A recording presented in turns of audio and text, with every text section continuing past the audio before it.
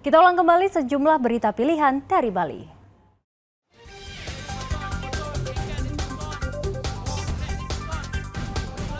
Banjir bandang menerjang Desa Tianyar di Kecamatan Kubu, Karangasem.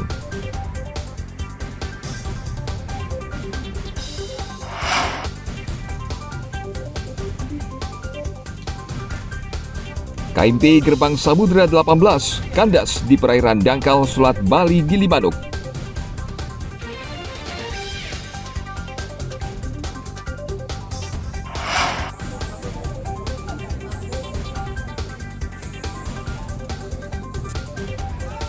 Desa adat Selat di Karangasem menggelar tradisi perang sarang.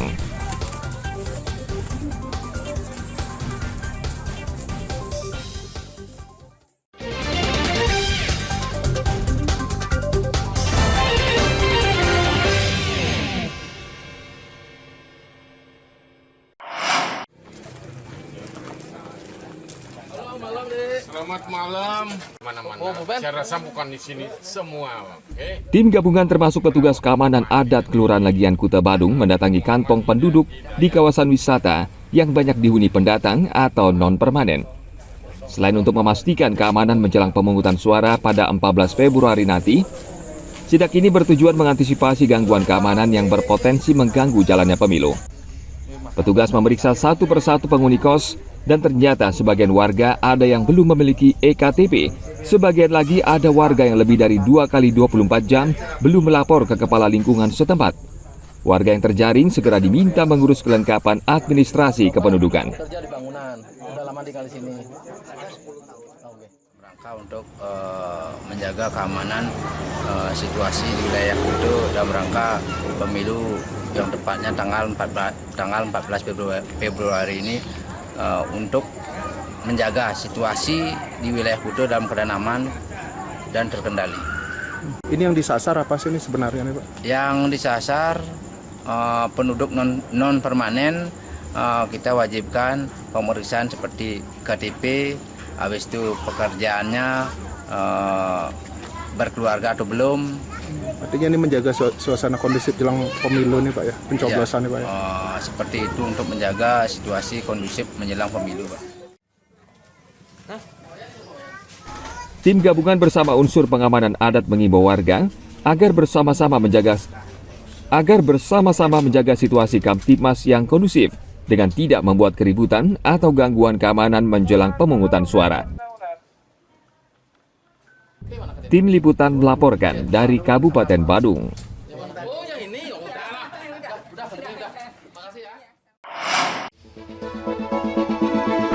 Kita ingin kesulitan ini berubah menjadi kemudahan. Saya komit, saya siap melanjutkan semua strategi untuk menjaga demokrasi berjalan dengan baik.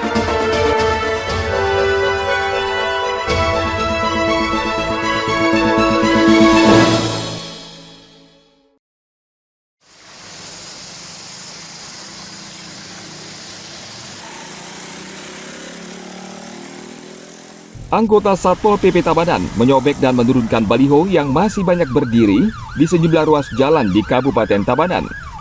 Di masa tenang, ternyata masih banyak peserta pemilu yang tidak memperdulikan lagi baliho mereka dan membiarkan aparat yang menurunkannya.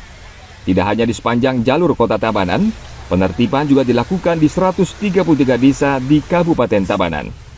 Seharusnya pemilik yang secara mandiri menurunkan baliho atau alat peraga kampanye, namun tidak dilakukan sehingga aparat turun tangan setelah berkoordinasi dengan pemilik baliho.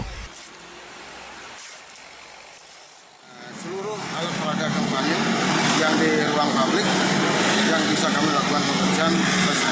Nah, khusus yang masih billboard ya, ini kami akan lakukan koordinasi dengan partai politik dan calon DPD yang masih terpasang, karena masih ada yang billboard yang terpasang belum kami lakukan karena menggunakan alat itu kan kami tidak ada kemampuan untuk membersihkan secara billboard yang keluar. Dan termasuk juga yang di pribadi masih ada itu. Kami mengingatkan pada peserta pemilu agar mengingatkan konstituennya untuk melepas di pribadi. Nah, yang boleh pemasangan baliho itu yang masih alat peraga itu hanya di sekretariat, termasuk daerah. Sesuai aturan, peserta pemilu diizinkan memasang baliho asalkan di sekretariat atau kantor partai. Sementara di tempat atau rumah pribadi dilarang selama masa tenang. Langkah penertiban baliho ini dilakukan hingga 13 Februari. Sebelum pemungutan suara, Pemkab memastikan tidak ada lagi baliho yang berdiri di Kabupaten Tabanan. Tim Liputan melaporkan dari Kabupaten Tabanan.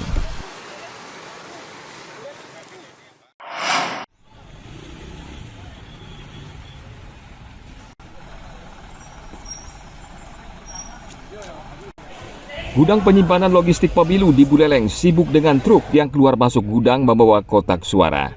KPU Buleleng Senin lalu mulai mendistribusikan sekitar 5.500 kotak suara ke seluruh desa di Kecamatan Buleleng. Kotak suara dan logistik akan disimpan di sana hingga waktu pencoblosan tiba. Ada sekitar 50 truk dan mobil pickup yang mengangkut kotak suara untuk dikirim ke kecamatan dan desa. Proses pengiriman mendapat pengawalan ketat aparat keamanan. Distribusi akan berlangsung selama 2 hari. Hari pertama, kotak suara akan dikirim ke 5 kecamatan, yakni Kecamatan Grogat, Seririt, Busung Biu, Kubu Tambahan, dan Kecamatan Tejakula, dengan jumlah sekitar 5.500 kotak suara.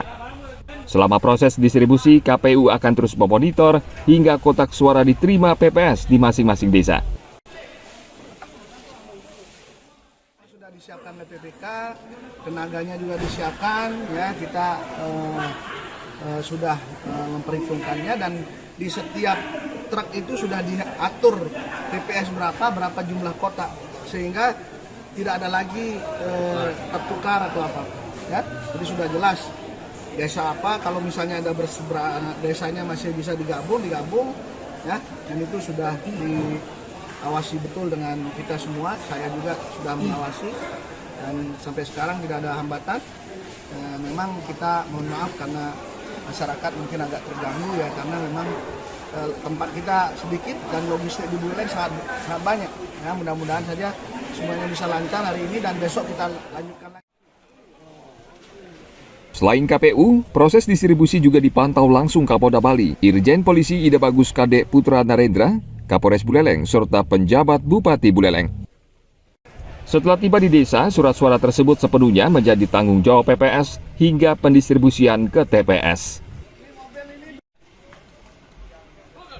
Tim Liputan melaporkan dari Kabupaten Buleleng.